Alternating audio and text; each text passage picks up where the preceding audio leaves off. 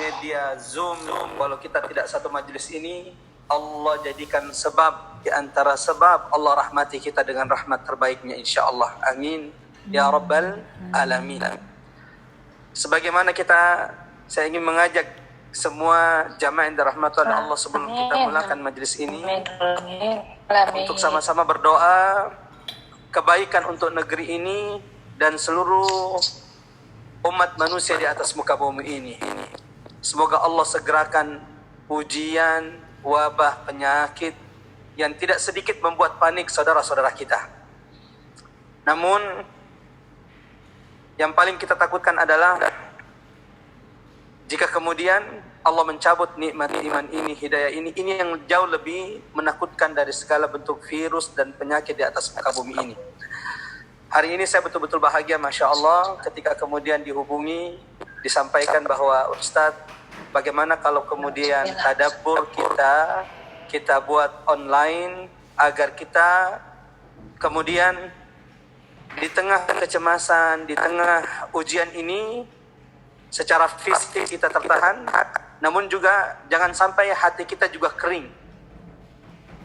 Kalau kemudian fisik kita sudah kadang sakit, maka jangan sampai kemudian yang tertimpa sakit adalah hati-hati kita semuanya. Oleh karena itu, jamaah yang dirahmati oleh Allah Subhanahu wa taala, saya ingin mengawali majelis kita ini dengan sama-sama mengagungkan asma Allah seperti biasa. Subhanallah walhamdulillah wa la ilaha illallah Allahu akbar. Semoga pertemuan kita insyaallah walau lewat media ini menjadi pertemuan yang dirahmati oleh Allah, pertemuan yang didoakan malaikat-malaikat Allah Subhanahu wa taala. Semoga apa yang kita lakukan hari ini kelak akan menjadi kisah indah, cerita indah kelak di hadapan Allah pada hari kiamat insyaallah. Amin ya rabbal alamin. Hari ini jemaah yang dirahmati oleh Allah Subhanahu wa taala, kita akan melanjutkan kajian tadabbur kita dari surah-surah pendek atau juz ammah yang alhamdulillah kita sudah sampai di surah Al-Adiyat. Surah Al-Adiyat. Mudah-mudahan insyaallah saya tidak salah.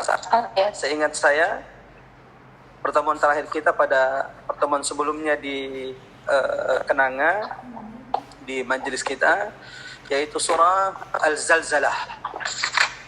Surah surah Al-Qari'ah, hari kiamat. Pada pertemuan sebelumnya kita sudah membahas surah Al-Qari'ah, Mal-Qari'ah, wa ma adraka mal-Qari'ah, yawma yakunu an-nasu kal-farashil mabthuth وتكون الجبال كالعهن المنفوش فأما من ثقلت موازينه فهو في عيشة راضية وأما من خفت موازينه فأمه هاوية وما أدراك ما هي نار حامية. Ini sudah kita bahas pada pertemuan sebelumnya, surah Al-Qari'ah yang berarti hari kiamat, di mana insyaallah penguatan surah Al-Qari'ah akan kita bahas pada pertemuan selanjutnya. Karena setelah surah Al-Adiyat ini, jika Allah panjangkan umur kita dan berkahi umur kita semuanya, pertemuan selanjutnya insyaAllah kita akan membahas surah Al-Zalzalah. Yang ini insyaAllah akan semakin menguatkan pemahaman kita tentang hari kiamat yang memiliki banyak nama di dalam Al-Quran. Kan disebutkan ada sekitar 82 nama hari kiamat yang itu menggambarkan sifat-sifat dan guncangan dahsyatnya kejadian hari kiamat. Seperti biasa, kita akan mengawali tadabbur kita dengan sama-sama membaca surah Al-Adiyat. Saya dari peserta-peserta yang ada di sini, bukannya hari ini saya ingin mengajak untuk sama-sama membaca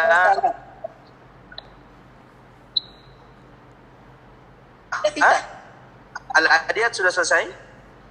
Kenapa Mbak Nunu? Halo Mbak Nunu. Ya, kenapa Mbak Nunu sebentar? Belum. Saya usah Mbak Al-Adiyat. Hari ini Al-Adiyat, Mbak Nunu. Bukannya Al-Zala, Ustaz. Terakhir Al-Asr. Ustaz mau Al-Adiyat menunuk, kadang main Al-Qaryah, ya udah. Karena ini Al-Asr kejauhan, Al-Asr berarti tidak ikut beberapa pertemuan itu kalau cuma sampai di Al-Asr. Nah, jadi gini, Al-Qaryah nggak ikut, iya. Saya juga Oke, berarti karena saya pergi kita umroh. Al-Adiyat sekarang Jadi, ya. Ini Al-Adiyat. Al-Zazala, mungkin Ustaz ini kali ya mau Al-Adiyat. Oke, Ustaz, siap. Oke. Oke. Silakan Status ya. dibuka surah Al-Adiyat. Kita Oke, baca sama-sama, Ustaz. ikuti bacaan saya. A'udzu billahi minasy syaithanir rajim. Bismillahirrahmanirrahim. Ustaz maunya semua nyalain mic-nya ya? Boleh. Untuk tilawah ini dinyalain aja dulu mic-nya. Iya. Dinyalain mic-nya untuk biar Tapi kawan. stop bersih di rumahnya, Ustaz. Lagi. Mic. Bismillahirrahmanirrahim. Bismillahirrahmanirrahim. والعاديات ضبحا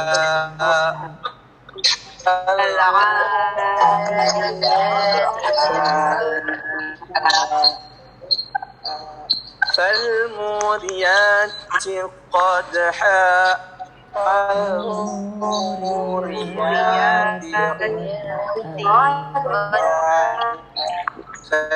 فالمغيرات صبحا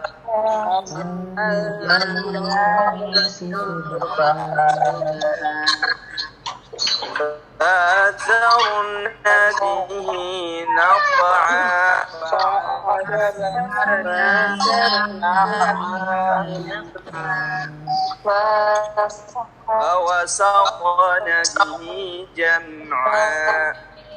فوسطن به جمعا إن الإنسان لربه لكنود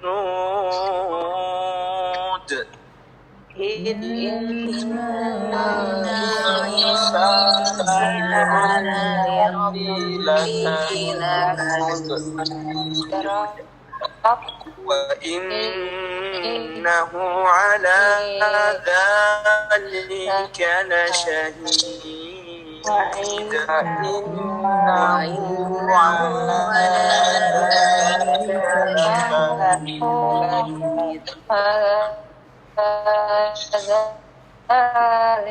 وإنه لحب الخير لشديد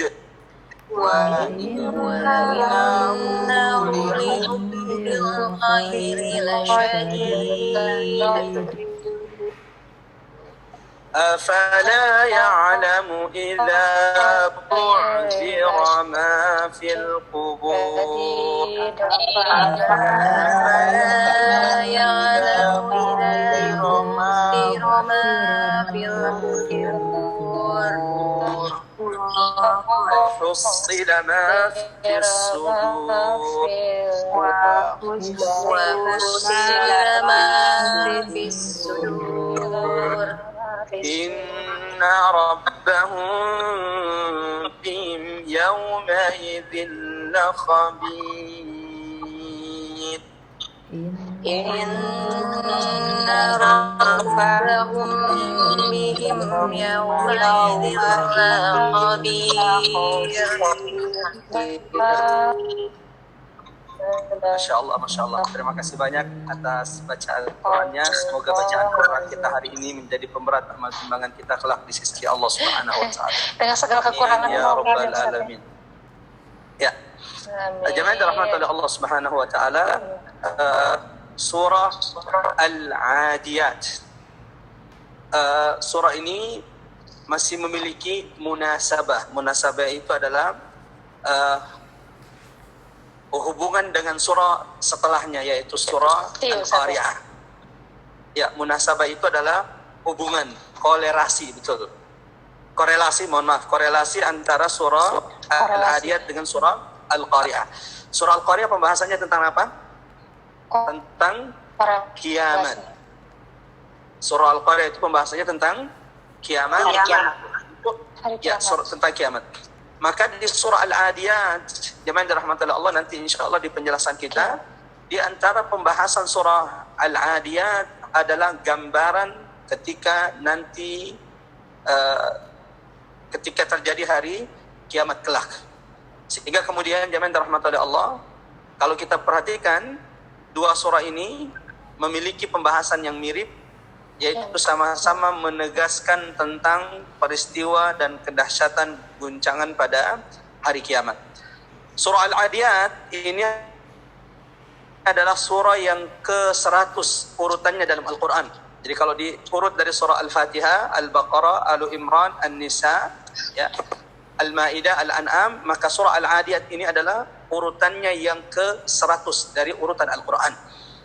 Dari 114 surah yang ada di dalam Al-Quran yang alhamdulillah kita memulai tadabbur kita di majlis kita di Al-Marhamah, mulai dari surah yang paling terakhir, surah yang ke-114, yaitu surah An-Nas, salah satu dari dua surah perlindungan yang dianjurkan untuk senantiasa dibaca oleh setiap muslim.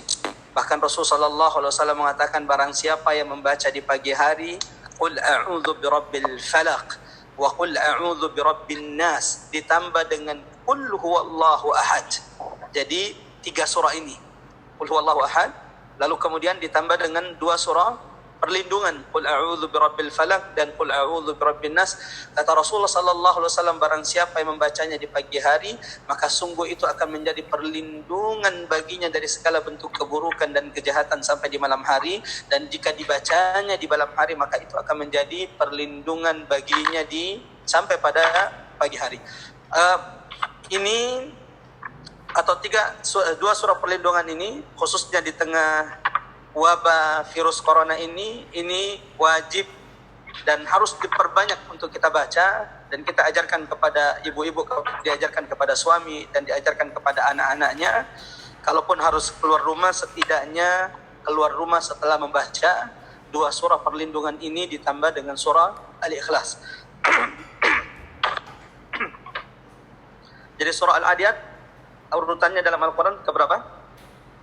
100. Ke 100. Surah ini adalah surah Makkiyah. Walau memang ada khilaf di antara ulama, sebagian ulama mengatakan bahwa surah ini adalah surah Makkiyah, sebagian ulama yang lain mengatakan bahwa surah ini adalah surah Madaniyah. Walau memang pendapat yang paling masyhur tentang surah Al-Adiyat ini, bahwa surah Al-Adiyat adalah surah Makkiyah. Dan ini sudah kita jelaskan di pertemuan kita. Surah perbedaan antara surah Makkiyah dan Madaniyah. Surah Makkiyah adalah surah yang diturunkan Allah kepada Rasulullah sallallahu alaihi wasallam sebelum hijrahnya Nabi Muhammad ke Madinah. Sementara surah Madaniyah adalah surah yang diturunkan atau ayat-ayat yang diturunkan Allah kepada Nabi Muhammad setelah hijrahnya Nabi Muhammad sallallahu alaihi wasallam ke Madinah Al-Munawwarah. Jumlah ayatnya, surah ini terdiri dari 11 ayat. Wal 'adiyati dhabha, ditutup dengan ayat inna rabbahum bihim yawma idzil khabir. Urutannya ke 100. Surah ini adalah surah Makkiyah. Ini pendapat yang paling masyhur di kalangan ulama. Walau sebagian ulama mengatakan bahwa surah ini adalah Madaniyah. Jumlah ayatnya adalah 11. Jumlah kalimatnya wal 'adiyati dhabha, dalam surah Al-Adiyat ini 40 kalimat. Tidak usah dihitung dulu. Ya, wal 'adiyati dhabha, jumlah kalimatnya 40. Jumlah hurufnya, kata ulama, jumlah huruf dari surah Al-Adiyat ini 164 huruf. Jadi kalau hitung-hitungan pahala insyaallah sesuai dengan hadis Rasulullah sallallahu alaihi wasallam, barang siapa yang membaca 1 huruf dari Al-Qur'an sungguh akan mendapatkan 10 kebaikan, sementara jumlah huruf yang ada dalam surah Al-Adiyat ini ada 164 huruf. Itu gambaran tentang surah Al-Adiyat. Selanjutnya jemaah dirahmati oleh Allah Subhanahu wa taala, kita masuk kepada tadabbur kita. A'udzubillahi minasyaitonir rajim. Bismillahirrahmanirrahim. Wal 'adiyati dhabha falmuriyati qadha falmughirati subha wal 'adiyati dhabha. Al-'adiyat jemaah dirahmati oleh Allah Subhanahu wa taala berarti kuda perang. Dinamai dengan surah ini, kenapa surah ini dinamai dengan surah Al-'Adiyat? Ada yang bisa, ada yang mau memberikan jawaban di antara ibu-ibu yang dirahmati oleh Allah Subhanahu wa taala? Kira-kira kenapa surah ini disebut dengan surah Al-'Adiyat? Kalau surah An-Nas, Qul a'udzu birabbin nas, kenapa di surah An-Nas disebut An-Nas? Karena inti pembahasannya adalah manusia. Qul a'udzu birabbin nas, bahkan setiap ayat di surah An-Nas itu pasti ada kalimat an-nasnya. Qul a'udzu birabbin nas, malikin nas, ilahin nas. Kalau surah ini kira-kira kenapa disebut surah Al-'Adiyat? Karena cerita tentang kuda perang. Tentang kuda perang ini. Masya Allah. Jazakillah buat ibu yang menjawab. Karena di antara pembahasan surah ini adalah di mana Allah membahas tentang kuda-kuda perang. Bahkan Allah bersumpah dengan kuda perang di surah ini. Kita baca dulu terjemahannya. Wal 'adiyati dhabha, demi kuda perang yang berlari kencang sampai terengah-engah. Fal muriyati qadha, dan kuda perang yang memercikkan bunga api. Kuda itu kan di kakinya ada sepatunya yang terdiri dari terbuat dari ya kita sebut dengan kaki kuda. Iya. Kan kaki kuda itu kalau kemudian kakinya atau sepatunya itu mengenai batu, itu kan terkadang memercikkan api. Ini maksudnya dari ayat kedua ini. Fal muriyati qadha, yaitu demi kuda yang memercikkan bunga api dengan pukulan kuku kakinya. Fal mughirati subha, dan kuda-kuda perang yang menyerang musuh di waktu pagi. Salat subuh. Fal mughirati subha, dan demi kuda-kuda perang yang menyerang musuh di waktu subuh. Sebelum saya lanjutkan, apa bedanya fajar dengan subuh? Kan sering kita sebut salat fajar dan salat subuh. Ada mau berbagi jawaban? Yang sebetulnya sebelum subuh, fajar itu sebelum subuh atau sebelum subuh ya Ustaz ya? Nah, itu yang harus kita perjelas tadi. Kalau itu panjang kayaknya. Fajar. Kalau subuh waktunya terbatas. Kalau subuh terbatas. Waktunya terbatas. Subuh itu terbatas. Yang mau ikut bergabung memberikan jawaban, boleh di on-kan mic-nya lalu kemudian memberikan pandangannya. Apa bedanya fajar dengan subuh? Jangan sampai kemudian kita udah ubanan belum tahu bedanya fajar dengan subuh. Fajar itu setelah subuh. Fajar Apa matahari udah sebagian ufuk. Masya Allah, fajar itu setelah subuh, kemudian fajar itu setelah Mataharinya muncul setelah. Mataharinya sudah Matahari sudah muncul di ufuk. Masya Allah, Sudah terlihat. jazakillah. Banyak buat ibu yang sudah memberikan jawabannya, jazakillah khairan. Ada lagi yang mau memberikan jawaban? Terakhir. Fajar itu ufuk dari Kalau merah fajar yang itu kelihatan waktu saat matahari mau naik, tapi baru garis merahnya aja. Itu fajar. Masya Allah, Sebelum Masya Allah, subuh. Masya Allah. Sebelum subuh. Ya. Iya. Jadi kalau subuh fajar itu adalah fajar, bedanya fajar dengan subuh jemaah rahmatullahi Allah Subhanahu wa taala. Fajar itu adalah awal subuh. Ketika cahaya itu dengan malam. Sementara subuh, makanya 2 rakaat salat fajar, rakaatail fajr. Sementara salat subuh sering juga lebih dikenal dengan salatus subuh. Karena salat subuh itu sebaiknya dilakukan di akhir subuh, di akhir fajar. Sementara fajar itu adalah awal subuh. Itu kira-kira perbedaannya. Ya, sampai sini paham perbedaan fajar dengan subuh? Oke. Fajar itu adalah awal subuh. Awal subuh. Sementara subuh itu adalah akhir Fajar. waktu dari subuh, akhir waktu dari fajar. Berarti fajar itu hanya sebentar Ustaz ya? Iya, sebentar. Jadi dia di awal waktu, sementara subuh itu, ya. Oke. Silakan. Bedanya isinya dengan qobliyah subuh? Apa ya Ustaz? Maksud, ya sebenarnya sholat, jadi sama aja 2 rakaat sholat fajar itu ya, itu dia qobliyah sholat subuh. Nah, kenapa kemudian sholat subuh itu kalau kita perhatikan di sinilah kemudian kenapa ada yang mengatakan kita ini di Indonesia sebenarnya terlalu cepat sholat subuhnya, karena semestinya sholat subuh itu dilakukan di akhir waktu. Oke, kita lanjutkan jemaah yang dirahmati oleh Allah Subhanahu wa taala.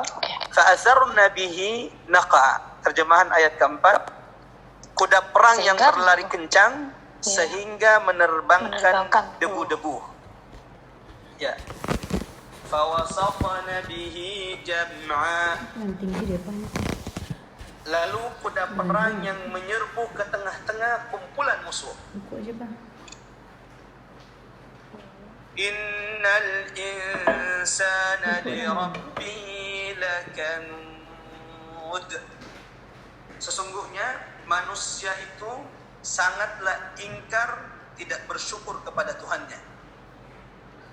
Wa innahu li hubbil khairi wa innahu ala dzalika lasyahid. Dan sesungguhnya dia manusia menyaksikan atau mengetahui keingkarannya. Wa innahu li hubbil khairi lasyadid. Dan sesungguhnya cinta manusia pada harta benar-benar berlebihan. Afala ya'lamu idza bu'thira ma fil qubur. Maka tidakkah manusia itu mengetahui apabila mereka dibangkitkan atau dikeluarkan dari kuburnya? Wa hussila ma fis sudur. Dan apa yang tersimpan dalam dadanya kelak akan diperlihatkan atau dilahirkan. Inna rabbahum bihim yawma idzin khabir. Sungguh Tuhan mereka pada hari kiamat maha teliti, maha mengetahui setiap kondisi dan keadaan mereka. Jemaah yang dirahmati oleh Allah Subhanahu wa taala, sebelum saya lanjutkan, di surah Al-Adiyat ini, bagi siapapun jemaah yang dirahmati oleh Allah yang memperhatikan tadi terjemahannya, maka surah Al-Adiyat ini kalau kita lihat garis besar pembahasannya itu ada 3. Jadi ada 3 pembahasan besar dalam surah ini.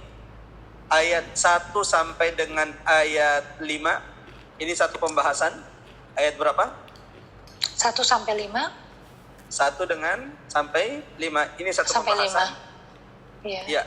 Lalu kemudian 1 sampai 8. Ini satu pembahasan. Satu pembahasan, oke.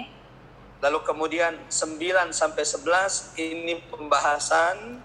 Satu lagi pembahasan atau pembahasan terakhir dari surah Al-Adiyat ini. Kita masuk sekarang ke pembahasan pertama. Sebelum saya lanjut, ada berapa pembahasan dalam surah Al-Adiyat? 3. Dalam garis besar ada 3 ayat. 1 sampai 5. 5. Itu kira-kira Kemudian membahas apa? 1 sampai 5 itu kan membahas kuda. Iya. 1 sampai 5 membahas kuda. Lalu kemudian 6 sampai 8 membahas tentang 6 sampai 8, tadi Ustaz bilang 1 sampai 8. 6 sampai 8 ya Ustaz ya? Oke. ya 1 sampai 5 itu membahas tentang kuda. Udah. Oke. 6 sampai dengan 8 itu membahas tentang Manusia Cinta manusia terhadap Manusia ingkar. manusia. Intinya tentang manusia dan sifat-sifatnya. Jadi cinta manusia 1 terhadap sampai harta. 1 sampai 5 itu membahas tentang kuda perang dan sifat-sifat kuda perang. Kuda perang dan sifat-sifat kuda perang. perang. Ya. 6 sampai 8 Allah kemudian dari pembahasan kuda pindah ke pembahasan manusia. Orang yang tidak tadabbur itu akan susah memahami apa hubungannya ya antara kuda perang dengan manusia. Kok di 1-5 bahas kuda, tiba-tiba pembahasannya lari ke Manusia. Ibarat kata ibarat kata zaman dirahmati oleh Allah Subhanahu wa taala, kita membahas tentang kuda perang, kita bahas tentang onta, lalu tiba-tiba ibu mengganti pembahasannya dari onta kemudian menjadi pembahasan bagaimana membuat kue. Nah, coba perhatikan di surah ini 1-5 itu membahas tentang kuda. 6 sampai tiba-tiba setelah 5 ayat pembahasannya berubah menjadi pembahasan tentang manusia dan sifat-sifatnya. Orang yang tidak tadabbur zaman dirahmati oleh Allah akan melihat ini kok nggak nyambung ya pembahasannya. Tapi sebaliknya yang mentadabburi Al-Quran zaman dirahmati oleh Allah Subhanahu wa taala akan melihat bahwa betapa kuatnya gambaran pembahasan pertama ini dengan pembahasan kedua yaitu manusia. Lalu kemudian Allah tutup pembahasan terakhir zaman dirahmati oleh Allah Subhanahu wa taala di surah Al-Adiyat ini dengan pembahasan tentang hari kiamat dan kejadian pada hari kiamat. Wal 'adiyati dhabha. Allah mengawali surah Al-Adiyat dengan sumpah. Ini sudah sering saya sampaikan di pengajian kita. Kalau ada surah yang diawali dengan sumpah itu berarti ada apa? Kalau ada surah yang diawali dengan sumpah, masih diingat ibu-ibu dirahmati oleh Allah? Ada Tuhan yang maha penting. Ya, Masya Allah. Terima kasih banyak buat ibu yang sudah menjawab. Kalau ada surah dalam Al-Quran diawali dengan sumpah, itu menunjukkan bahwa ada berita yang sangat penting atau maha penting yang ingin ditegaskan Allah di dalam surah tersebut. Walau jemaah dirahmati oleh Allah Subhanahu wa taala, kita meyakini sebagai muslim bahwa semua isi atau semua apa yang disampaikan Allah dalam Al-Quran ini penting semuanya. Betul atau tidak? Iya, ya.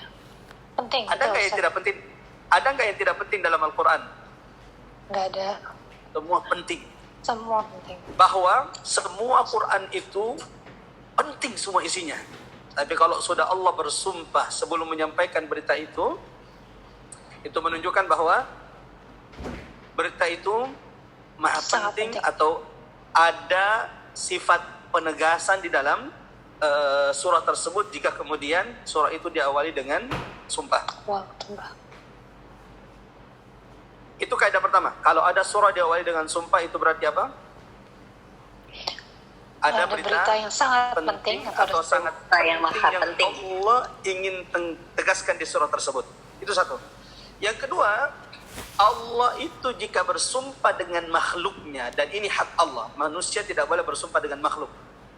Jadi kita ini tidak boleh bersumpah dengan makhluk. Tidak boleh kita mengatakan saya bersumpah atas nama bapak saya, itu nggak boleh, itu syirik. Atau kemudian tiba-tiba di antara jamaah dia mengatakan wal asr, demi masa saya tidak melakukannya, itu juga tidak boleh, itu jatuhnya syirik. Sebagaimana hadis Rasulullah sallallahu alaihi wasallam, man halafa bi ghairillahi faqad asyrak, barang siapa yang bersumpah selain dengan nama Allah maka dia telah terjatuh kepada perbuatan syirik. Jadi kalau kita ingin bersumpah boleh hanya bersumpah dengan menyebut nama Allah. Wallahi, billahi, tallahi, lillahi, atau kemudian ada sigo atau bentuk lain Allah. Ini cara-cara atau sigo bersumpah dengan menyebut nama Allah. Tapi bolehkah kita bersumpah dengan makhluk? Tidak boleh, haram. Yang boleh bersumpah dengan makhluknya siapa? Allah. Yang boleh bersumpah dengan makhluknya hanya Allah Subhanahu wa ta'ala. Dan banyak kita temukan di surah-surah dalam Al-Quran diawali dengan sumpah. Al-Asr, Allah bersumpah dengan Al-Asr, dengan masa. Wal-Lail, Wal-Syams, Wal-Duha, Allah bersumpah dengan waktu duha. Wal-Fajr, Allah bersumpah dengan waktu fajar. Allah bersumpah dengan matahari, Allah bersumpah dengan bulan, Allah bersumpah dengan buatin, Allah bersumpah dengan zaitun, Allah bersumpah dengan kota Mekah. Di surah ini Allah bersumpah dengan apa? Kuda. dengan kuda perang. Tadi saya yang berada kencang. kuda perang, betul. Kuda Saya perang. tadi sudah menyampaikan kaidah pertama, kalau ada surah diawali dengan sumpah itu berarti menunjukkan ada berita yang maha penting yang ingin Allah tegaskan di surah tersebut. Yang kedua, Allah berhak bersumpah dengan makhluknya, dan jika Allah bersumpah dengan makhluknya itu menunjukkan keutamaan makhluk tersebut. Ini catatan penting. Allah jika bersumpah dengan makhluknya itu berarti apa? Menunjukkan keutamaan makhluk yang Allah bersumpah dengannya. Contoh, Allah bersumpah dengan waktu fajar, wal fajar walayalin ashar. Ketika Allah bersumpah dengan waktu fajar, maka itu menunjukkan keutamaan waktu fajar. Ada keutamaan waktu fajar enggak? Ada keutamaan waktu fajar enggak? Yang tidak dimiliki waktu lain? Ya. Ada waktu fajar memiliki keutamaan yang tidak dimiliki waktu lain. Yang kata ulama di antara sebab keutamaan waktu fajar adalah karena udara itu belum dicampuri oleh nafasnya orang-orang munafik. Karena ciri-ciri orang munafik kata Rasulullah sallallahu alaihi wasallam, asqalus salawat 'alal munafiqin. Salat yang paling berat dilakukan orang-orang munafik adalah salat Isya dan salat subuh. Kenapa udara yang paling baik dihirup oleh orang-orang beriman adalah udara waktu salat subuh? Karena udara itu belum tercemari dengan khasnya orang-orang munafik. Sehingga doa di salat fajar itu mustajab. Lalu kemudian 2 rakaat salat fajar itu lebih baik daripada dunia dan isinya. Ketika Allah, itu contoh pertama. Lalu kemudian Allah juga bersumpah dengan duha. Allah bersumpah dengan waktu duha. Ini juga menunjukkan bahwa waktu duha itu memiliki keistimewaan yang tidak dimiliki oleh yang lain. Di lain contoh Allah bersumpah dengan wattini wazzaitun. Allah bersumpah dengan buah tin dan buah zaitun. Ya, ini menunjukkan apa? Bahwa buah tin, buah zaitun memiliki keutamaan, memiliki keberkahan yang tidak dimiliki oleh yang lain. Contoh, buah zaitun, kita sudah sering banyak mendengarkan hadis-hadis tentang manfaat buah zaitun, bahwa bagaimana di antara keutamaan buah zaitun adalah buah surga yang diturunkan Allah ke atas muka bumi ini. Nah, sekarang kita kembali ke surah Al-Adiyat. Wal 'adiyati dhabha. Allah bersumpah dengan kuda perang yang berada kencang. Ya.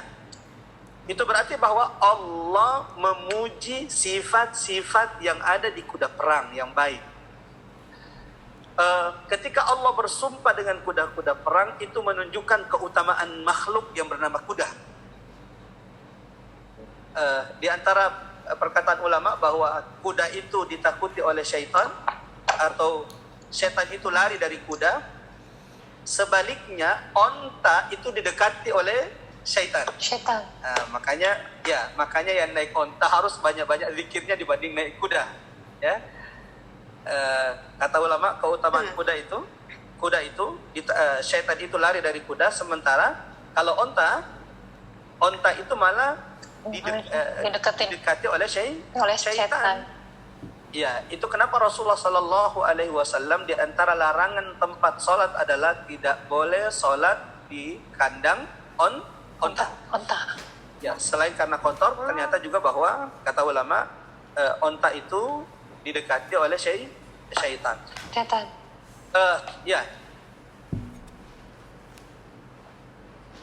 Di antara keutamaan kuda adalah kuda itu yang paling banyak digunakan dalam berperang, khususnya di zaman Rasulullah sallallahu alaihi wasallam. Ya, bahkan dalam perang Badar ketika Jibril itu turun membantu kaum muslimin, diriwayatkan oleh Rasulullah sallallahu alaihi wasallam dalam hadisnya, Rasulullah sallallahu alaihi wasallam menyebutkan dalam hadisnya bahwa ketika Jibril itu turun di medan perang di Badar, maka Jibril itu naik kuda, bukan naik onta. Jadi ketika Jibril datang membantu kaum muslimin dan malaikat-malaikat Allah Subhanahu wa taala yang disebutkan di dalam Al-Qur'an, ternyata Jibril itu naik apa? Naik kuda. Naik kuda. Oke, kita masuk sekarang. Wal 'adiyati dhabha, demi kuda-kuda perang yang berlari kencang sampai terengah-engah. Fal muriyati qadha, demi kuda perang yang memercikan, yang kakinya itu memercikan api. Kapan biasanya kaki kuda itu memercikan api? ketika berlari kencang kan jadi panas ya. Kalau Panas kena batu ya. berada di daerah bebatuan, karena kan di padang pasir tidak mungkin keluar api, itu atau tidak? Kalau betul, kaki betul. kuda itu ketemu dengan pasir, ya nggak mengeluarkan api berarti ya. Berarti kan itu di medan yang berat, bebukitan. Ketika kuda-kuda itu naik ke bebukitan, lalu kemudian sepatunya mengenai batu, maka kemudian memercikan api. Fal-mughirati subha. Lalu kata Allah, wahai manusia, lihatlah bagaimana kuda-kuda perang yang dibangunkan oleh majikannya di waktu subuh untuk menyerang musuh. Fa'atharna bihi naq'a. Wahai manusia, lihat juga, perhatikan kuda-kuda perang yang lari kencang sampai mengepulkan debu-debu naik ke atas. Fawasatna bihi jam'a. Jadi maksudnya kenapa Allah kemudian menyebutkan kuda perang? Allah menginginkan orang-orang yang beriman, Allah menginginkan orang-orang yang membaca surah ini untuk berfikir kepada atau merenungi kuda-kuda ini. Fawasatna bihi jam'a. Coba kata Allah, perhatikan kuda-kuda perang, bagaimana kuda-kuda tersebut masuk ke tengah medan peperangan. Sampai sini jamaah dirahmati oleh Allah Subhanahu wa taala. Kalau saya tanya jamaah dirahmati oleh Allah Subhanahu wa taala, ada enggak kuda perang yang disuruh lari kencang menolak? Jadi ketika ada prajurit di atasnya memerintahkan dia lari kencang, ya. Ada enggak kuda perang yang menolak? Tidak, saya tidak mau lari kencang. Atau semua kuda perang rata-rata lari kencang? Lari kencang rata-rata. Ada yang menolak nggak kira-kira? Pernah dengar ada kuda perang menolak untuk lari? Enggak kayaknya Ustaz. Tidak kan? Harusnya enggak Ustaz ya. Iya. Maka coba perhatikan. Ketika Allah mengatakan, ketika kemudian di 5 ayat ini Allah memerintahkan kita itu berfikir terhadap makhluk Allah yang bernama kuda perang. Kuda perang. Ya. Jadi seakan-akan Allah ingin mengatakan kepada kita, kan setelah 5 ayat ini tiba-tiba pembahasan itu lari kepada pembahasan apa? Setelah tentang pembahasan manusia. kuda ini pembahasan innal insana li rabbih lakanud. Tiba-tiba setelah 5 ayat ini, setelah 5 ayat membahas tentang kuda, tiba-tiba pembahasannya pindah membahas tentang manusia. Itu pun Allah langsung menyebutkan sifat-sifat buruk dalam diri manusia. Jadi beda. Kuda dipuji oleh Allah, ya. Coba perhatikan. Kuda dipuji oleh Allah karena Allah bersumpah dengan kuda, dan kaidah yang sudah kita jelaskan, Allah itu jika bersumpah dengan makhluknya berarti itu menunjukkan apa? Keutamaan makhluk yang Allah bersumpah dengannya. Betul. Ketika Allah membahas tentang kuda, Allah memuji kuda-kuda perang. Sebaliknya setelah 5 ayat membahas tentang kuda lalu berubah, pindah pembahasan kepada manusia, Allah malah memulai pembahasan terhadap manusia ini dengan menyebutkan sifat-sifat buruk kepada manusia. Innal insana li rabbih lakanud. Sesungguhnya manusia itu sangat ingkar. Betul-betul ingkar kepada, tidak bersyukur kepada Allah. Tidak bersyukur kepada Tuhannya. Kira-kira apa hubungannya kuda dengan manusia? Ternyata lebih baik kuda daripada manusia, Ustaz. Manusia lebih buruk daripada kuda ternyata. Kuda aja yang nggak dikasih pikiran nurut sama Allah. Apa kita manusia? Nurut sama Allah sama majikannya? Nurut sama majikannya. Iya. Oke. Di sini sudah mulai berpikir nih ya. Coba perhatikan. Allah itu memerintahkan kita ketika Allah mengatakan sama majikannya, nah kita majikan kita Allah Ustaz, maksudnya. Halo? Kedengaran? Masih jelas nggak suaranya? Jelas. Oke. Jelas Ustaz. Jelas Ustaz. Oke, kita lanjut. Jelas Ustaz, Ketika tapi Allah tadi siapa ya? Ya, tadi saya dengar ada suara. Oke, kita lanjut. Ya. Coba Ya, perhatikan. lanjut. Kalau sudah mentadabburi 5 ayat setelahnya, 5 ayat pertama, maka kita akan faham ayat ke-6. Dengarkan kata-kata saya. Kalau engkau sudah merenungi ayat pertama, ayat kedua, ayat ketiga, kalau engkau sudah belajar bagaimana kuda perang yang berlari kencang sampai terengah-engah, kalau engkau sudah merenungi bagaimana kuda perang yang memercikan api dari sepatunya, kalau engkau sudah merenungi bagaimana kuda perang subuh-subuh menyerang musuh, kalau engkau wahai manusia sudah merenungi bagaimana kuda perang yang berlari kencang sampai mengepulkan debu-debu, wahai manusia, jika engkau sudah merenungi bagaimana kuda yang masuk ke medan perang, maka engkau akan memahami betapa manusia kita ini sebagai manusia li rabbihi lakanud, betul-betul ingkar kepada Tuhannya. Allah. Bagaimana tidak? Coba perhatikan. Allah ingin menggambarkan kepada kita.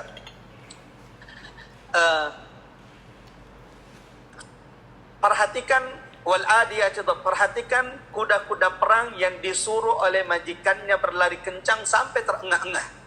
Ada nggak kuda perang yang menolak? Jadi ketika disuruh lari kencang, kuda perangnya menolak? Tidak ada.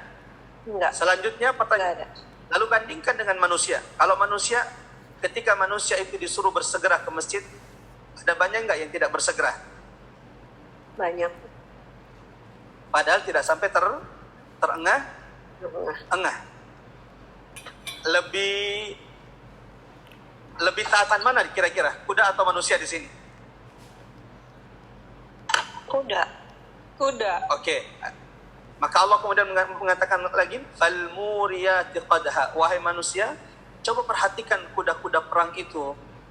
Ketika dibawa oleh majikannya ke medan berat, bebukitan sampai dia harus naik, sampai kemudian kakinya mengeluarkan percikan api, adakah kuda perang itu menolak majikannya lalu kemudian melemparkan majikannya atau kemudian menuju majikannya tidak adil? Atau dia tetap naik ke medan berat itu walau harus mengeluarkan percikan api di kakinya? Bagaimana sikap kuda perang? Taat atau kemudian mundur? Taat. Sangat taat. Ya. Taat. Sementara coba perhatikan manusia. Ketika diperintahkan Tuhannya lalu kemudian mendapati medannya sudah berat, wah ini kayaknya susah untuk sampai ke sana, aduh pengajiannya macet untuk sampai di sana, banyak yang sudah akhirnya membatalkan pengajiannya cuma gara-gara macet. Ya, ada juga ya. Maka coba perhatikan, lebih taat mana di sini? Manusia atau kuda perang? Kuda perang. Kuda perang. Lalu kemudian kata Allah, "Falmughirati subha." Wahai manusia, coba perhatikan, belajar dari kuda perang yang dibangunkan oleh majikannya di waktu subuh. Dibangunkan oleh majikannya di waktu subuh untuk menyerang musuh. Kira-kira kuda perangnya bangun atau tidak? Bangun. Langsung Ada berlari. nggak cerita kuda perang subuh-subuh dibangunin sama majikannya untuk berperang? Coba perhatikan, ini dibangunkan di waktu subuh untuk apa? Untuk berperang. Ini bukan untuk jalan-jalan ke pinggir pantai, tidak. Falmughirati subha. Kuda perang ini dibangunkan oleh majikannya untuk menyerang musuh. Itu artinya apa? Menuju kematian. Kuda perangnya bangun, nurut atau menolak, malah menendang majikannya. Enak saja, ini masih subuh, masih ngantuk, apalagi diajak perang. Begitu nggak kuda perangnya atau taat? Sangat taat. Sangat taat. Langsung Kuda perangnya? Langsung lari kencang. Taat, bangun. Coba perhatikan, bandingkan dengan manusia. Di waktu subuh diajak oleh Allah Tuhannya untuk menuju hayya 'alal falah. Wahai manusia, bangun menuju kemenangan. As-salatu khairum minan naum. Banyak enggak manusia yang tidak bangun? Banyak.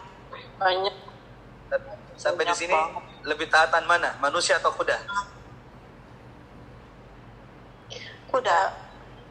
Oke. Fa'asarna bihi naq'a. Lalu kata Allah Subhanahu wa taala, wahai manusia, perhatikan kuda-kuda perang yang harus berlari kencang sampai debu-debu itu naik. sementara mereka terus mengikuti arahan atau kemudian perintah majikannya. Fawasatna bihi jam'a, bahkan ketika kuda perang tersebut diperintahkan oleh majikannya masuk ke medan perang di tengah-tengah musuh, pernahkah engkau melihat kuda perang itu menolak majikannya atau engkau lihat bahwa mereka terus taat?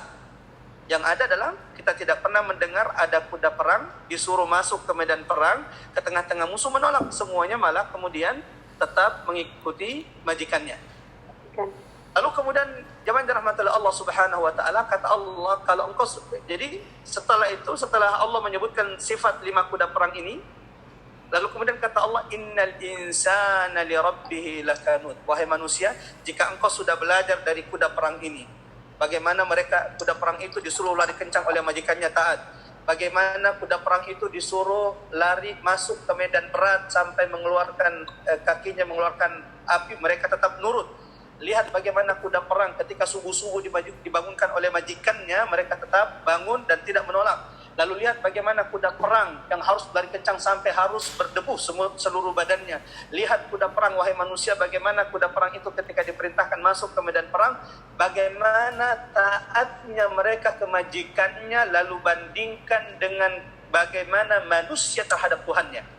Maka engkau akan melihat, innal insana li rabbihi lakanut, maka kita akan mendapatkan bahwa manusia itu betul-betul ingkar kepada Tuhannya. Di waktu subuh banyak gak yang tidak bangun subuh? Padahal sudah dipanggil untuk menuju surga Allah Subhanahu wa ta'ala. Datang panggilan Allahu Akbar, hayya 'alas salah, hayya 'alas salah. Banyak kemudian yang tidak tergerak kakinya untuk menuju panggilan Allah Subhanahu wa taala. Banyak Ustaz. Banyak Ustaz. Ya. Kuda perang itu dikasih apa sama majikannya sehingga dia begitu taat kepada majikannya?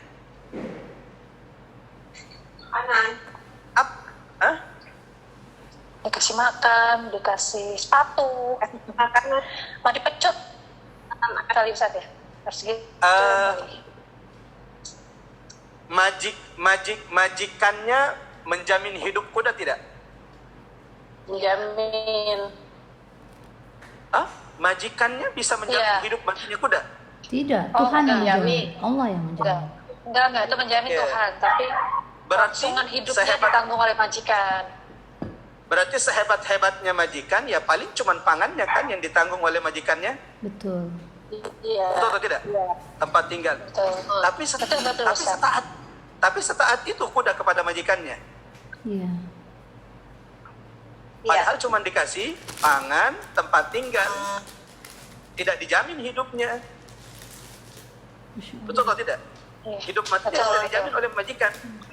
Lalu bandingkan wahai manusia bandingkan kuda perang itu dengan manusia. Manusia itu apa yang diberikan Allah kepadanya? Kesehatannya dijamin oleh Allah, rezekinya dijamin oleh Allah Subhanahu wa taala, makan minumnya dijamin oleh Allah Subhanahu wa taala. Segala sesuatu itu telah Allah cukupkan, telah Allah jamin untuk manusia. Tapi lihat bagaimana ketaatan kuda kepada majikannya, lalu bandingkan bagaimana ketaatan kuda kepada majikannya, padahal cuma diberi makan, tidak dijamin hidupnya, matinya oleh majikannya. Lalu bandingkan dengan ketaatan manusia kepada Tuhannya, yang Allah telah mencukupkan, memberikan semuanya kepada manusia tersebut. Setelah engkau bandingkan, hasilnya apa? Innal insana li rabbihi lakanut. Kesimpulannya adalah manusia itu betul-betul apa?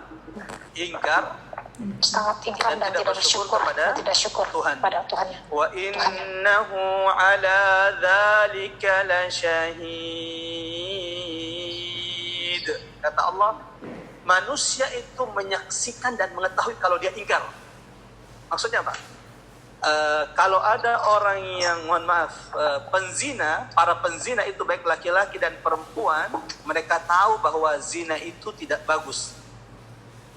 Ada nggak sih penzina yang bangga dengan zinanya dan dia mengatakan, oh ini baik loh bro atau sis, ini adalah orang-orang keren itu. Kalau dia Atau penzina itu tahu kalau dia itu berada di kubangan hitam, ini adalah maksiat atau dosa. Yang mana biasanya terjadi?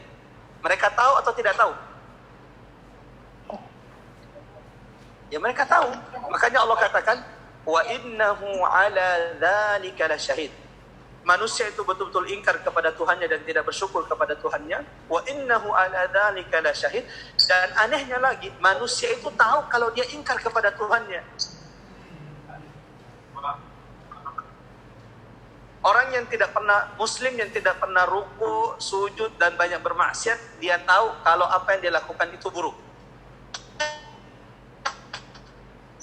Pertanyaannya, kenapa mereka tetap saja dalam keingkarannya, padahal ternyata mereka, kata Allah Subhanahu wa taala, wa innahu ala dzalika lasyahid, kalau mereka itu tahu, menyaksikan keingkarannya, kenapa mereka tetap dalam keingkarannya?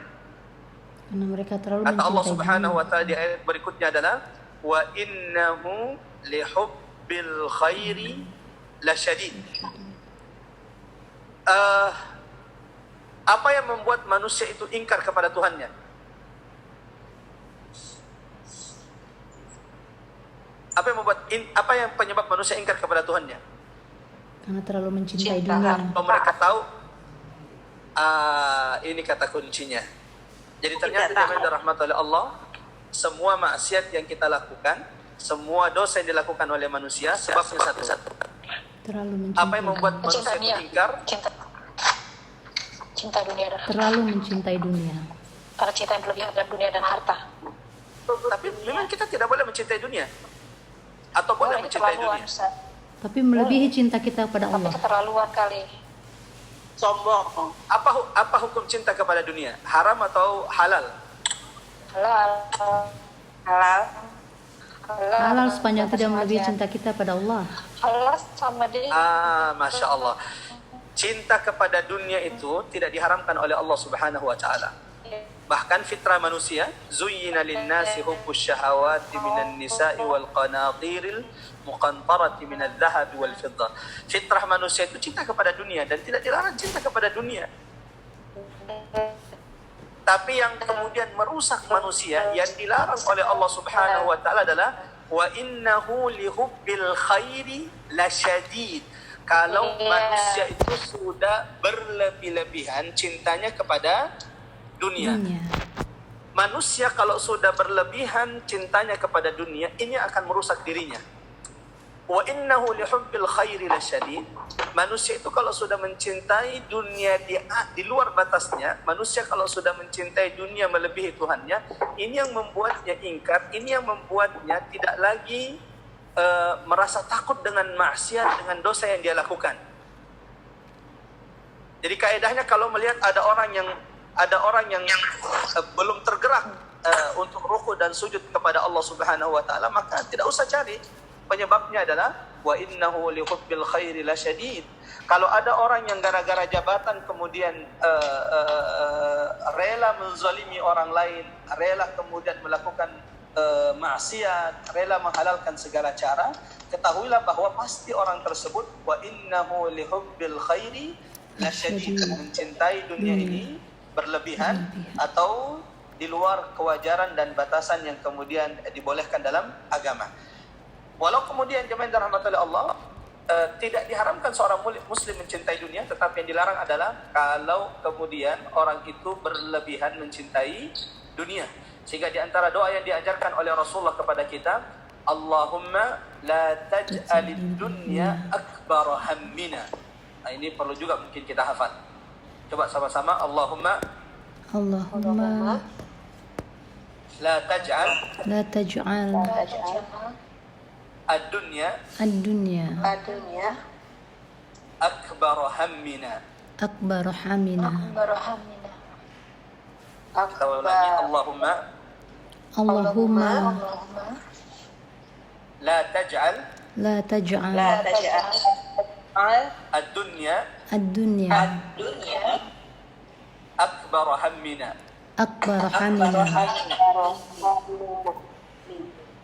Apa artinya? Ya Allah, jangan engkau jadikan dunia sebagai tujuan terbesar hidup kami.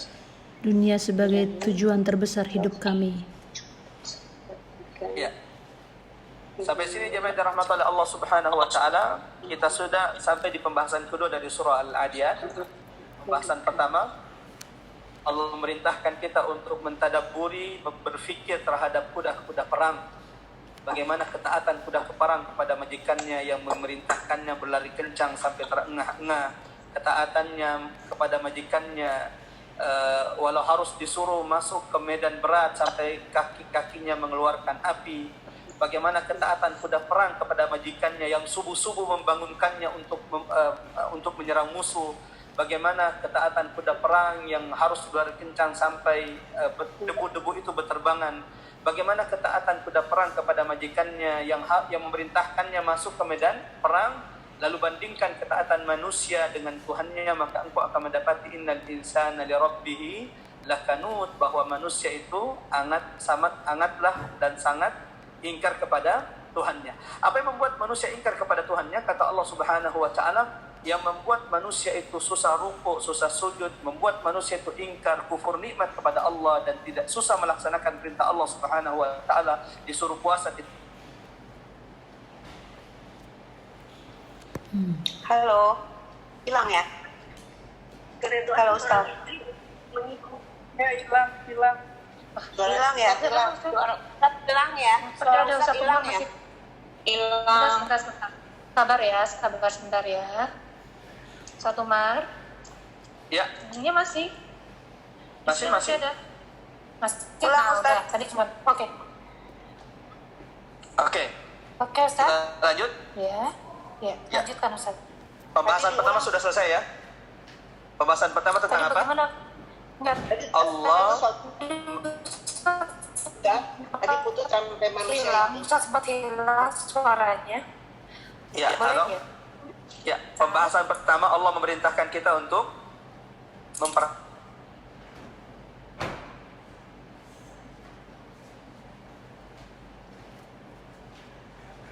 Jikannya.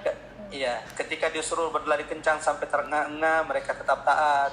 Disuruh berlari kencang sampai kakinya mengeluarkan percikan api, masih taat kepada majikannya. Disuruh bangun subuh untuk menyerang musuh, kuda perang itu taat. Disuruh masuk ke medan perang, kuda perang itu taat. Lalu bandingkan dengan manusia kepada Tuhannya, maka engkau akan mendapati innal insana li rabbih lakanun, betapa banyak manusia yang betul-betul ingkar kepada Tuhannya. Disuruh berjihad membela agama Allah, mereka berat, tidak susah taat. Mereka dipanggil untuk hayya 'alas salah, hayya 'alal falah, bahkan rumahnya dekat dari masjid, tidak tergeraklah kakinya untuk berangkat dan rukuk kepada Allah Subhanahu wa taala. Diperintahkan menolong saudaranya, mereka berat untuk melakukan itu. Maka kata Allah Subhanahu wa taala, innal insana li rabbih lakanut, ketika engkau sudah merenungi bagaimana ketaatan kuda-kuda perang tersebut kepada majikannya, padahal kuda perang itu hanya dikasih makan sama tempat tinggal oleh majikan. Sementara manusia majikan kuda perang itu tidak ditanggung hidup dan matinya oleh majikannya. Betul atau tidak? Betul. Sementara manusia, Allah menanggung rezekinya, Allah menanggung hidup dan matinya. Tapi lihat ketaatan manusia kepada Tuhannya. Nah, lalu kemudian kata Allah Subhanahu wa taala menjelaskan di surah ini sebab terbesar kenapa kemudian manusia itu ingkar kepada Allah. Bahkan di antara manusia innal insana li rabbih lakanud. Kata-kata kanud dalam bahasa Arab memiliki 3 makna. Innal insana li rabbih lakanud, di antara makna lakanud kata ulama adalah dalam bahasa Arab manusia itu banyak bermaksiat kepada Allah. Jadi al-kanud di sini berarti al-as, yaitu orang yang banyak maksiat. Ini makna pertama dari kata-kata kanud. Lalu kemudian makna kanud yang kedua adalah jahid atau juhud, menentang Allah Subhanahu wa taala. Ada enggak sih manusia menentang Allah? Banyak. Ya ada. Banyak. Ketika Allah mengatakan, wahai manusia, Allah telah menghalalkan perdagangan dan mengharamkan riba, maka tinggalkanlah riba. Barang siapa yang tidak meninggalkan riba, fa'dzanu biharbi minallahi wa rasuli. Siapapun di antara kalian yang tidak meninggalkan riba, maka bersiap-siaplah perang dengan Allah. Tapi ada nggak orang yang mengatakan, itu kan pendapat ente, ya itu kan pendapat ustadzmu saja, ya ini kan hak. Jadi ini sifat manusia ini. Allah sudah mengatakan riba itu haram, mereka masih menentang. Ini di antara makna kanut, kata ulama, menentang. Yang ketiga, makna kanut dalam bahasa Arab, kata ulama jamaah dirahmati oleh Allah Subhanahu wa taala, kanut juga bisa berarti sesuatu yang tidak bergerak setelah dipukul. Sebelum saya lanjutkan, ada berapa makna kanut? 3. Yang pertama, Menentang Allah. yang pertama itu banyak maksiat. Maksiat. Yang kedua, kanut Tentang Allah. Menentang Allah. Menentang tentang Allah. Allah Subhanahu wa taala. Yang ketiga, Sesuatu yang tidak bergerak. sesuatu yang tidak bergerak kecuali setelah dipukul. Tidakkah kita lihat memang ini yang menjadi sifat manusia? Innal insana li rabbih lakanud. Ya, kita ini banyak bermaksiat kepada Allah Subhanahu wa taala, satu. Yang kedua, kita banyak menentang Allah Subhanahu wa taala. Manusia itu banyak menentang apa yang Allah telah tetapkan. Yang ketiga, jemaah dirahmati oleh Allah Subhanahu wa taala, kita ini manusia, kadang ibadah kita itu nanti khusyuk kalau ada wabah seperti ini. Tiba-tiba maksiatnya baru dikurangi setelah dipukul, setelah dicambuk oleh Allah, setelah diberikan ujian, setelah ada gempa bumi, lalu taat semuanya, tiba-tiba masjid penuh. Tapi ketika kemudian mereka tenang, mereka bahagia, mereka lupa dengan Allah Subhanahu wa ta'ala. Nah, siapapun di antara kita yang ingin selamat dari perbuatan ingkar ini, maka yang perlu kita pahami di sini jemaah dirahmati oleh Allah Subhanahu wa taala adalah sebab kenapa manusia itu ingkar. Yang kata Allah di ayat ke-8 adalah wa innahu lihubbil khairi lasyadid. Sebab maksiat yang dilakukan oleh manusia, sebab penentangan manusia, sebab manusia itu nanti beribadah kepada Allah ketika datang musibah atau datang bencana. Ternyata jemaah dirahmati oleh Allah, sumber keingkaran manusia itu kata Allah Subhanahu wa taala adalah kecintaan manusia yang berlebihan kepada dunia. Walau orang beriman, kita tidak haram mencintai dunia, tetapi yang haram itu adalah ketika cinta kita kepada dunia ini sudah melebihi cinta kita kepada Allah Subhanahu wa ta'ala. Pembahasan terakhir dari surah ini jemaah dirahmati oleh Allah, lalu kemudian setelah itu Allah mengatakan afala ya'lamu idza bu'thira ma fil qubur. Tidakkah manusia-manusia yang ingkar itu, tidakkah manusia-manusia yang mencintai dunia melebihi cintanya kepada Tuhannya? Tidakkah manusia yang banyak menentang Tuhannya? Tidakkah manusia yang kemudian lalai dari melaksanakan perintah-perintah Allah Subhanahu wa ta'ala? Ya'lamu idza bu'thira ma fil qubur. Tidakkah mereka tahu bagaimana manusia kelak ketika dibangkitkan dari kuburnya? Wa hussila ma fis sudur. Tidakkah mereka takut kelak orang-orang yang melakukan kecurangan di dunia? Tidakkah mereka orang-orang yang banyak melakukan maksiat? Mungkin anak, istrinya atau suaminya tidak tahu maksiat yang dilakukannya, tapi tidakkah mereka ketahui hussila ma fis sudur, kelak akan datang suatu hari di hadapan Allah Subhanahu wa ta'ala di mana semua isi hati manusia itu akan diperlihatkan. Inna rabbahum bihim yawma idzil khabir. Hari itu sesungguhnya Tuhannya maha mengetahui setiap kondisi keadaan setiap manusia, baik di dunia ataupun kelak di akhirat. Sampai sini jemaah dirahmati oleh Allah Subhanahu wa taala, di antara pesan-pesan mutiara yang bisa kita ambil dari surah Al-Adiyat pada tadabbur kita pada kesempatan kali ini, Allah memerintahkan kita untuk senantiasa merenungi makhluk dan ciptaan-ciptaan Allah Subhanahu wa ta'ala. Yang diantara kemudian makhluk dan ciptaan Allah yang diperintahkan untuk kita tadabburi dan kita renungi adalah kuda perang. Wal adiyat dhabha fal muriyat qadha. Bagaimana ketaatan kuda perang kepada majikannya, padahal majikannya hanya bisa menjamin makan dan tempat tinggalnya, namun tidak menjamin hidup dan matinya. Namun lihat ketaatan mereka. Yang kedua, jemaah yang dirahmati oleh Allah Subhanahu wa taala, Allah mengingatkan kita untuk tidak menjadi manusia-manusia yang ingkar. Manusia-manusia yang ingkar, kata Allah Subhanahu wa taala, sebabnya adalah ketika manusia itu berlebihan mencintai dunia. Itu kenapa Rasulullah sallallahu alaihi wasallam mengingatkan, mengajarkan kepada kita semuanya bahwa ya, di antara doa yang harus dan sering dipanjatkan seorang mukmin adalah Allahumma la taj'alid dunya akbara hammina. Ya Allah, jangan jadikan dunia ini menjadi tujuan terbesar kami. Manusia, ya, di antara hal yang bisa membantu kita agar kita ini tidak ingkar kepada Allah, di antara tips agar manusia itu tidak berlebihan mencintai dunia. Nah, kalau ditanya jemaah yang dirahmati oleh Allah, apa tipsnya supaya kita tidak terlalu berlebihan mencintai dunia? Ingat kematian, ingat mati. Pembahasan terakhir. Sampai sini paham ya? Ya. Allah kan surah ini diawali dengan sumpah. Ya. Betul atau tidak? Betul. Surah diawali dengan sumpah. Kalau ada surah diawali dengan sumpah, itu menunjukkan apa? Allah ingin Ada Penegasan. berita penting. Penegasan. Allah ingin tegaskan. Pertanyaan selanjutnya, yang mana yang berita penting yang ditegaskan Allah dalam surah ini? Itu tadi. Bahwa manusia ingkar. Manusianya itu. Manusia itu. Apa poin yang ingin ditakkid, ingin ditegaskan Allah dalam surah ini? Innal insana li rabbih lakanut. Ini intinya. Jadi yang ingin Allah tegaskan sampai Allah bersumpah atas nama kuda perang dan sifat-sifat kuda perang, karena Allah ingin menegaskan kepada kita, setelah Allah memberikan kepada kita gambaran ketaatan kuda perang, Allah ingin menegaskan kepada kita, wahai manusia, lihatlah bagaimana ingkarnya manusia itu kepada Tuhannya.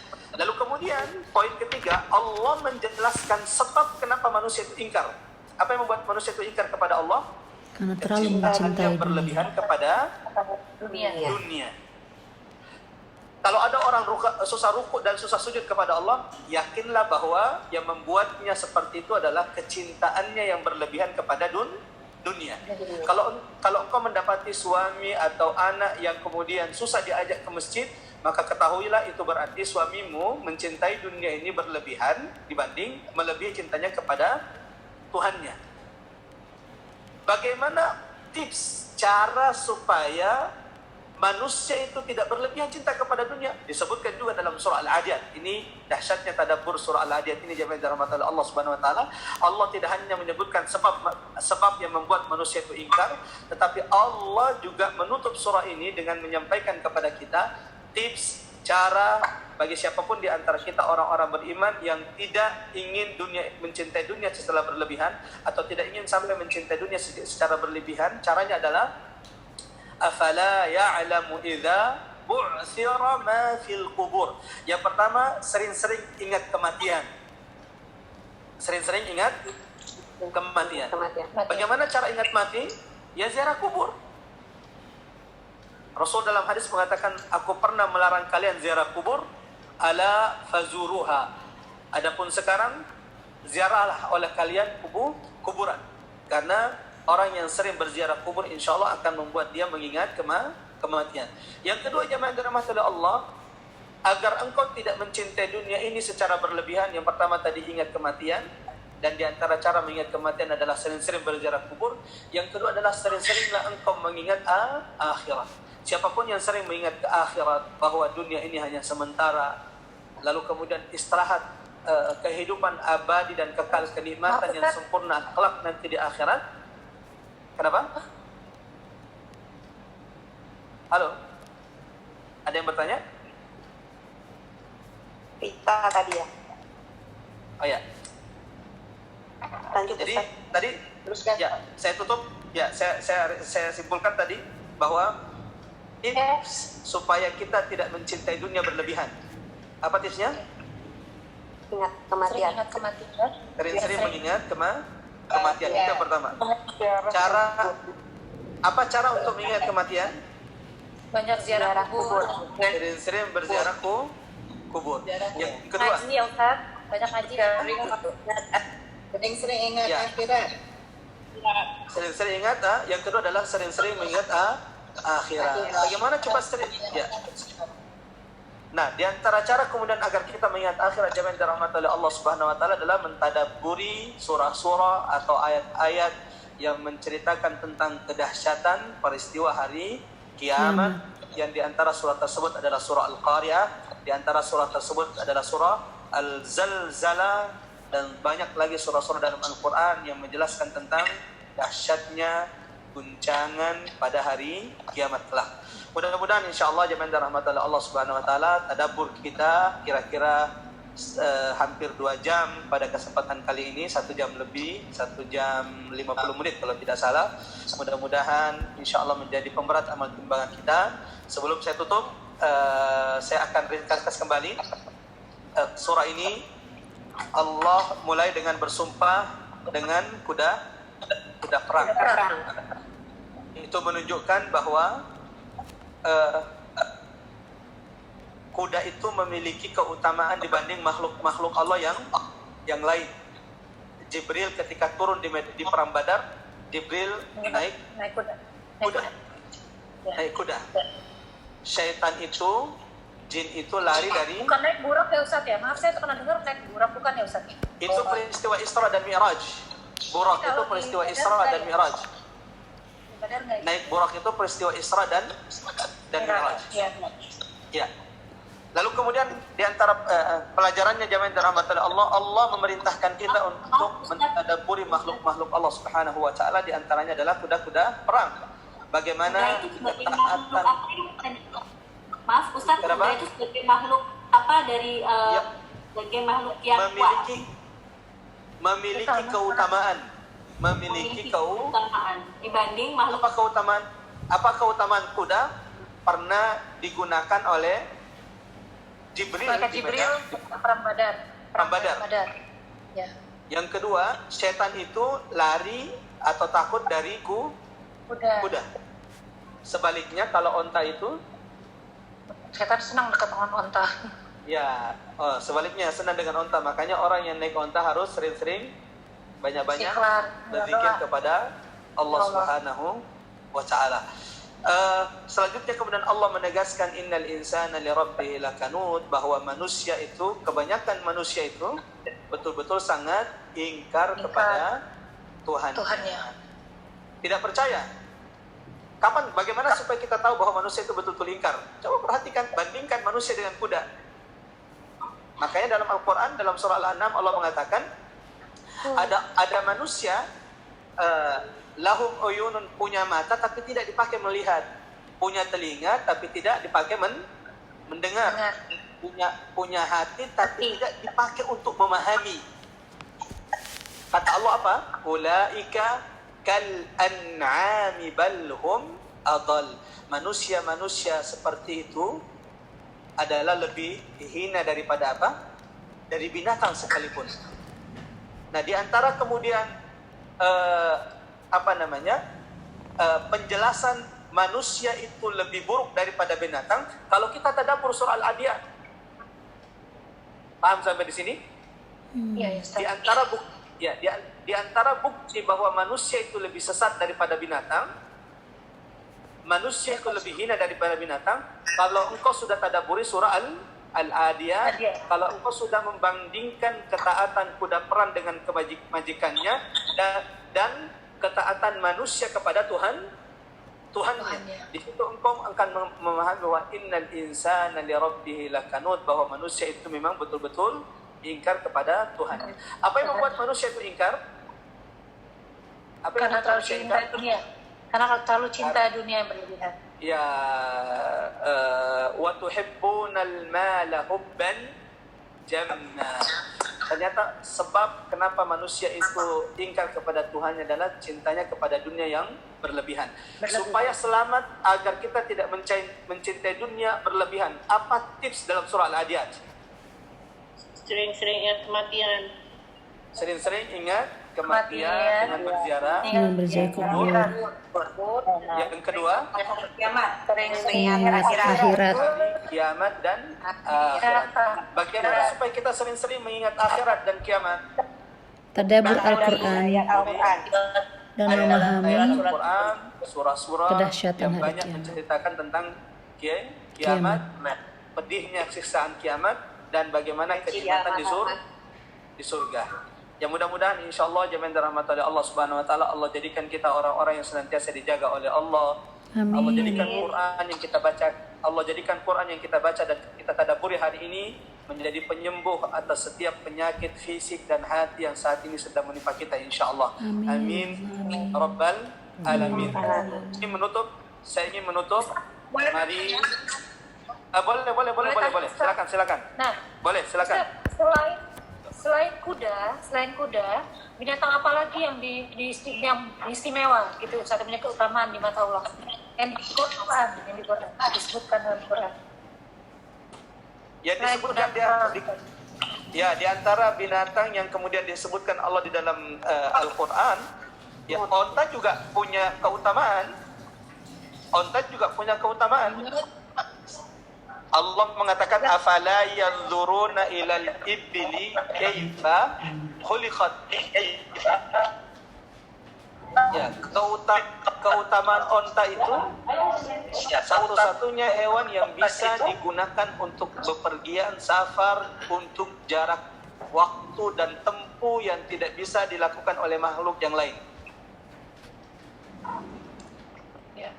Maksud saya yang sangat utama, maksudnya seperti ini kan Allah sampai membandingkan seperti pada manusia yang saat ya, manusia itu sedemikian buruknya dibandingkan kuda gitu. Maksud saya ada Yang melalui sumpah kali ya, yang pakai sumpah kali ya. Sebentar. Mau bertanya boleh di-mute kan ya mic-nya, ini banyak Iya, ada ya, ini mic-nya namanya banyak suara nih. Iya. Tolong dimatikan yang tidak bertanya supaya Ustaz bisa ini. Oke, Ustaz. Ya, di antara hewan yang kemudian banyak memiliki keutamaan yang Allah Subhanahu wa taala perintahkan kita untuk kemudian belajar darinya adalah selain kuda, lebah. Iya, lebah, semut gitu ya. Lebah itu kan syarabun mukhtalifun alwan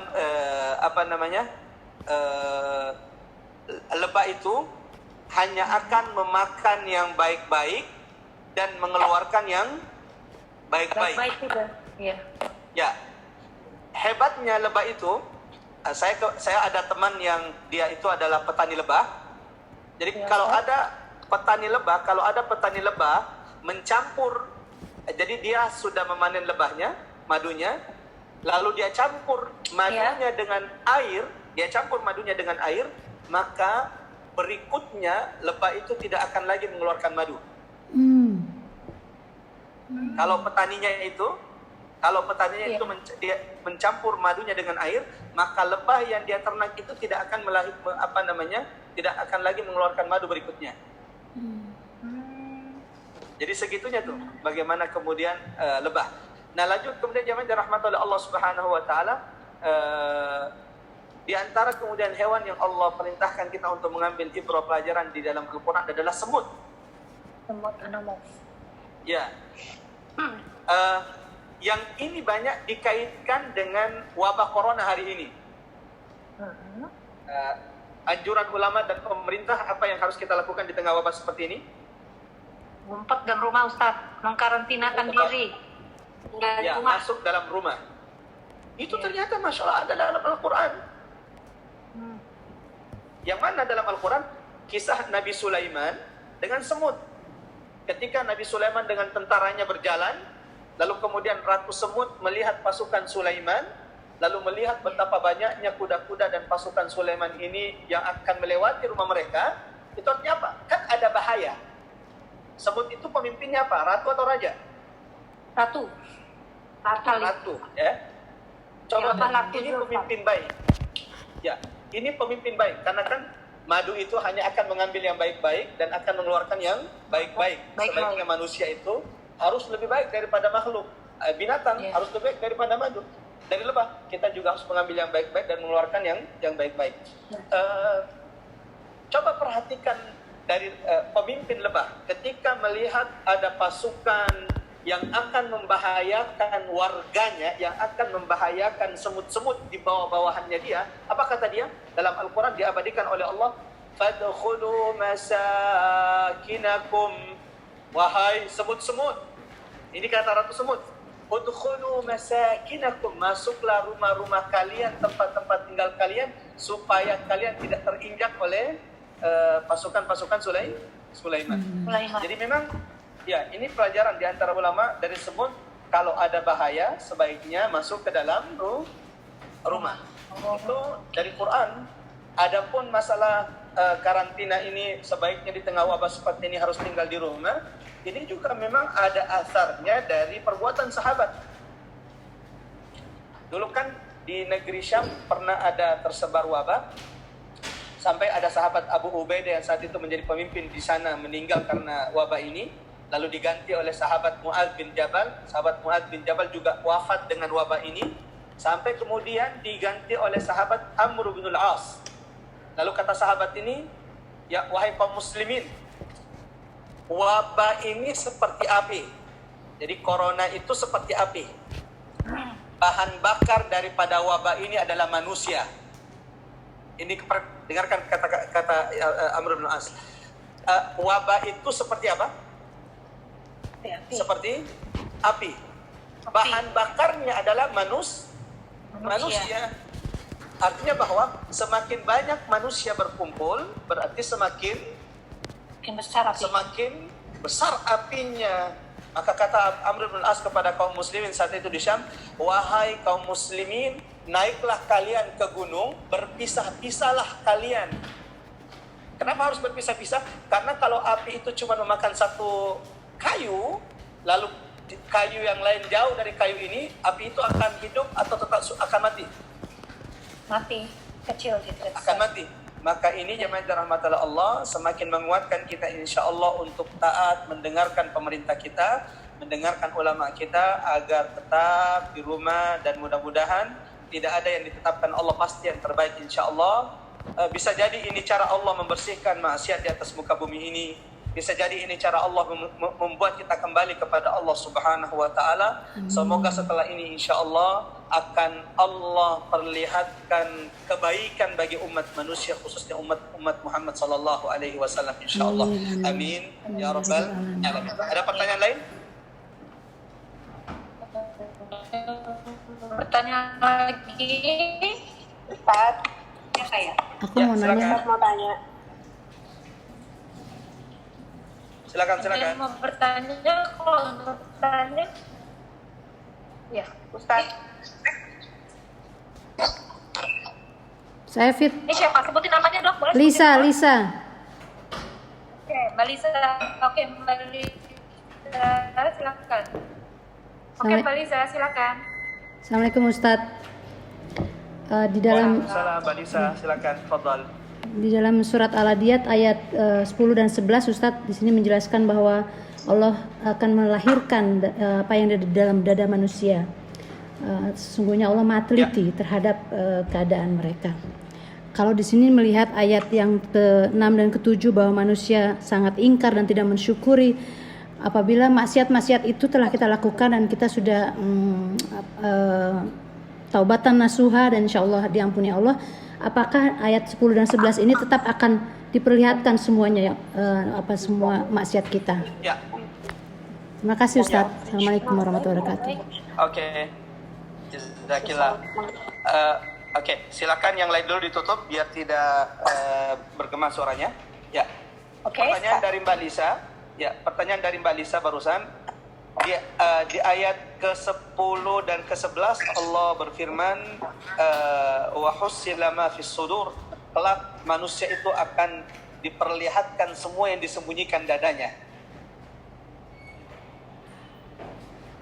Maksiatmu yang tidak diketahui oleh manusia di dunia akan diperlihatkan kelak di hadapan Allah Subhanahu wa taala, di hadapan semua manusia yang pernah melakukan maksiat dan dan mungkin tidak ada orang yang tahu, semua akan ditahu nanti kelak di hadapan Allah Subhanahu wa taala. Yang pernah melakukan kecurangan, yang pernah melakukan kezaliman, yang pernah melakukan apapun itu, maka kelak seorang hakim yang pernah berbuat zalim, maka kelak akan dibongkar di hadapan Allah Subhanahu wa taala. Seorang suami yang pernah mengkhianati istrinya kelak akan dibongkar di hadapan Allah. Seorang istri yang pernah mengkhianati suaminya yang tidak diketahui di dunia kelak akan diperlihatkan nanti di hadapan Allah Subhanahu wa taala. Pertanyaannya Mbak Lisa, apakah seseorang itu ketika dia sudah bertaubat di dunia atas apa yang dilakukannya masih tetap akan dibongkar di hadapan Allah Subhanahu wa taala? Maka jawabannya tidak. Tidak. Karena taubat itu yadhubu ma qablaha, menghapus semua yang setelahnya, sebelumnya. Tapi dengan syarat. Dengan syarat kalau taubatnya betul-betul sesuai yang diperintahkan Allah dan dijelaskan oleh Rasulullah sallallahu alaihi wasallam. Satu, betul-betul menyesali. Jadi betul-betul disesali itu yang dulu. Jangan diungkit-ungkit lagi. Kan ada juga orang biasanya sudah tobat terus dia ketika ngomong begini, Pak, dulu waktu saya belum tobat, jadi diceritakanlah dulu. Bahkan seakan-akan dia bangga menceritakan tentang dulu bagaimana dia jahiliyah, sebelum dia hijrah, sebelum dia mengaji. Ini sesuatu yang kata ulama dilarang. Orang yang sudah taubat sebaiknya menutup rapat aibnya. Orang yang sudah bertaubat, orang yang sudah hijrah sebaiknya apa? Menutup aibnya. Menutup. Kenapa? Barang siapa yang menutup aibnya di dunia maka akan ditutup aibnya di akhirat. Sebaliknya barang siapa yang membuka aibnya terang-terangan di muka bumi maka nanti kelak juga akan dibuka aibnya di hadapan Allah Subhanahu wa taala.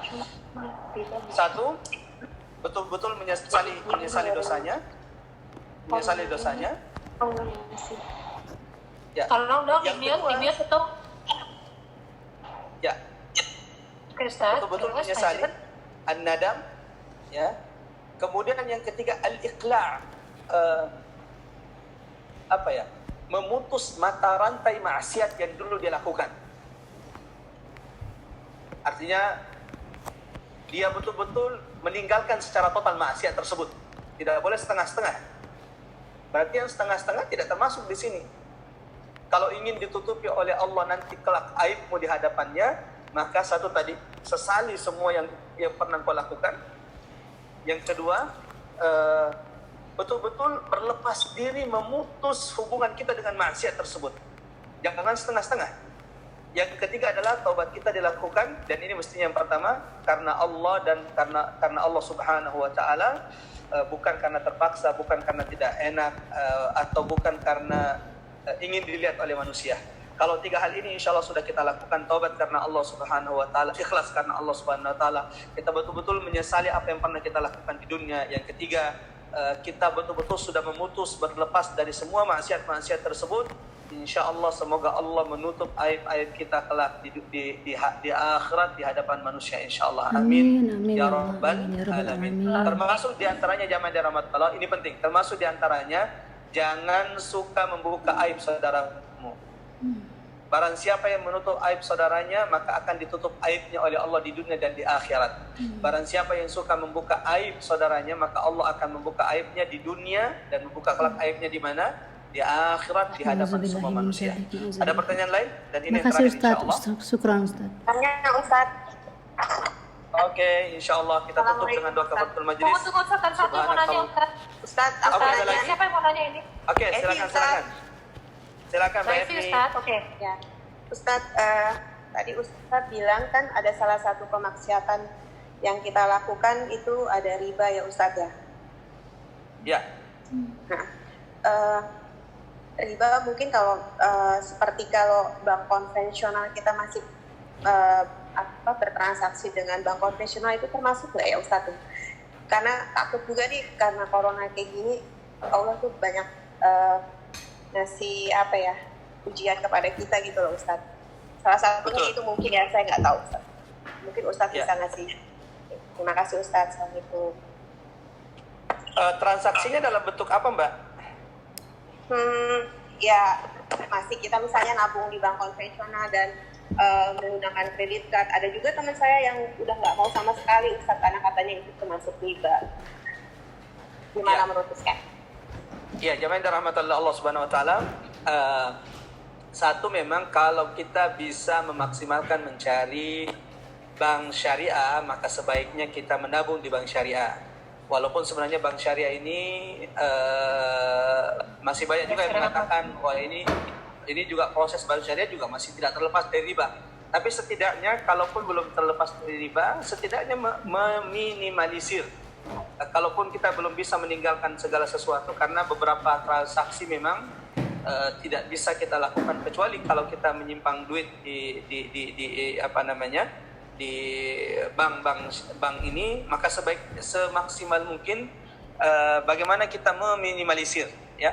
Jadi kalau kita tahu ada bank syariah, ya sebaiknya kita pindah ke bank syariah, kecuali ada kebutuhan-kebutuhan yang memang tidak bisa kita lepas dari permasalahan-permasalahan kita, kecuali di sana perbanyak istighfar, lalu kemudian tutupi keburukan-keburukan dengan memperbanyak amal soleh di sisi Allah Subhanahu wa ta'ala, insyaAllah. Semoga Allah mudahkan kita dan lindungi kita dari segala bentuk keburukan dan kejahatan, insyaAllah. Amin ya rabbal alamin. Amin ya Allah. Seperti itu Mbak Evi. Allah barik fiik. Jadi Ya, nasihat Ustaz, saya terima adalah kasih. kalau bisa pindah ke bank syariah, sebaiknya pindah ke bank syariah. Kecuali contoh ada bisnis, kita ada bisnis dengan rekanan yang transaksinya banyak di bank konvensional, dan itu tidak bisa kita lakukan, dan bisnis kita adalah bisnis yang halal, ya tetap ya perbanyak istighfar, perbanyak kebaikan, perbanyak sedekah. Mudah-mudahan kebaikan sedekah kita ini menutupi kesalahan-kesalahan kita, insyaallah. Amin ya Allah. Amin. Insyaallah Ibu. Kita tutup dengan doa kafaratul majelis. Maaf. Ustaz, maaf. Ya, silakan. Ini seperti sekarang nih ya, saya menggunakan aplikasi Zoom ini, kemudian ketika kita harus mengupgrade tidak mati perangkat, kan saya menggunakan kartu kredit. Nah, tanpa mencicil, penggunaan kartu kredit dan tanpa mencicil, saya bayarnya menggunakan lunas, karena keperluannya seperti ini misalnya, gimana Ustaz? Ya, itu tadi yang saya bilang, kalau ada beberapa transaksi kita yang memang mengharuskan kita memiliki kartu-kartu tersebut, ya, selama kita kemudian kalau memang harus terpaksa karena ada beberapa transaksi kita, dan itu juga berkaitan dengan ibadah kita. Contoh, ada beberapa hal yang berkaitan dengan umroh contohnya, di mana kita atau perusahaan kita di mana mengharuskan kita punya kartu kredit, ya. Iya. Dipakai secukupnya, lalu kemudian perbanyak istighfar, perbanyak amal soleh setelah itu. Mudah-mudahan itu menutup apa yang kita kekurangan kita, insyaallah. Sampai mudah-mudahan nanti ke depannya kita bisa berlepas semua dari ini, insyaallah. Dan mudah-mudahan setelah corona ini, insyaallah ada kebaikan di atas muka bumi ini, insyaallah. Kita bersyukur kepada Allah Subhanahu wa ta'ala. Amin ya Allah, amin. Kita tutup dengan doa kafaratul majelis. Subhanakallahumma wa bihamdik, asyhadu an la ilaha illa anta, astaghfiruka wa atubu ilaik. Assalamualaikum warahmatullahi wabarakatuh. Waalaikumsalam warahmatullahi wabarakatuh. Jazakallah khairan katsira Ustaz. Terima kasih banyak. Insyaallah. Sehat selalu semua. Sehat selalu Ustaz, sehat semuanya. Ustaz ya. Sehat-sehat.